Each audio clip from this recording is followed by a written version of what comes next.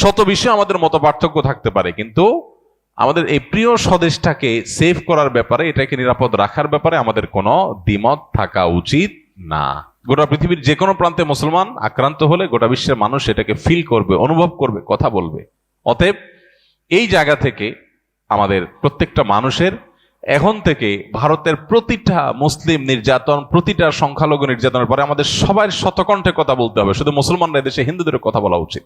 আমি আবারও বলছি, যদি আমরা সতর্ক না হই তাহলে সেক্ষেত্রে এই দেশ আমাদের আর থাকবে না, এবং এদেশে আমরা যে বিগত কয়েক বছর ধরে আমরা দাসের মতো ছিলাম, সেটা যে আরো কতটা ভয়াবহ আকার ধারণ করতে পারে একমাত্র আল্লাহ তাআলা ভালো জানেন। আমাদের এই ছোট্ট দেশটা কেউ দখল করে নিয়ে যাক আর আমাদেরকে দাস বানায় রাখুক, এটা আমরা কেউই নিশ্চয়ই চাইবো না। যদি না চাই তাহলে সজাগ হতে হবে প্রত্যেকটা মানুষকে।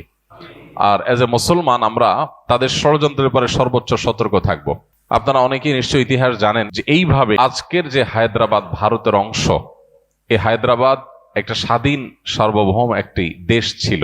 এই ভারত সে হায়দ্রাবাদকে কিভাবে স্বাধীনতাকে খর্ব করে, লুণ্ঠন করে, কিভাবে সেটাকে ভারতের অংশে পরিণত করেছে, তাদের বর্ডার কিভাবে তুলে দিয়েছে এবং ভারত তারা গিলে নিয়েছে, খেয়ে ফেলেছে হায়দ্রাবাদকে, সেটা বেশি দিন, অনেক কয়েকশো বছর আগের ঘটনা না। অতএব আজকের প্রেক্ষিতেও আমরা যদি সবাই ঐক্যবদ্ধ না থাকি, আমরা যদি সজাগ না থাকি, তাহলে আমাদের পরিস্থিতি বড় করুণ হবে।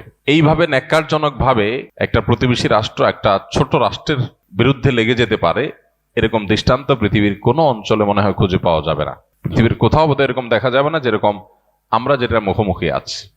আমাদের মুসলমান হিসেবে প্রত্যেকটা মানুষের এই ভূ রাজনৈতিক যে ষড়যন্ত্র আছে এই সম্পর্কে সচেতন থাকতে হবে। আমরা যদি মনে করি না একটা দেশ আর একটা দেশকে দখল করে নিতে পারে না, তো এটা ভুল হবে। আমাদের প্রত্যেকটা মানুষকে এই যে ভয়াবহ ষড়যন্ত্র চলছে, এই ষড়যন্ত্রের ব্যাপারে সর্বোচ্চ সতর্ক থাকতে হবে।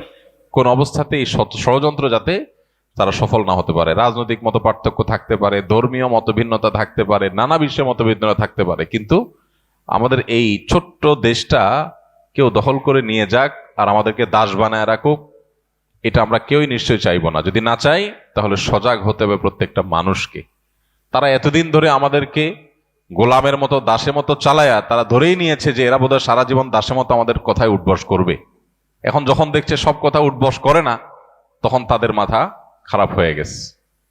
আমরা যদি ঐক্যবদ্ধ থাকি, ইনশাআল্লাহ বিইذনিল্লাহ, কোনো অবস্থাতেই তারা তাদের শেষ ষড়যন্ত্রে সফলতা অর্জন করবে না। আল্লাহ তাআলা আমাদের প্রিয় স্বদেশকে সকল ষড়যন্ত্র থেকে হেফাজতে রাখুন।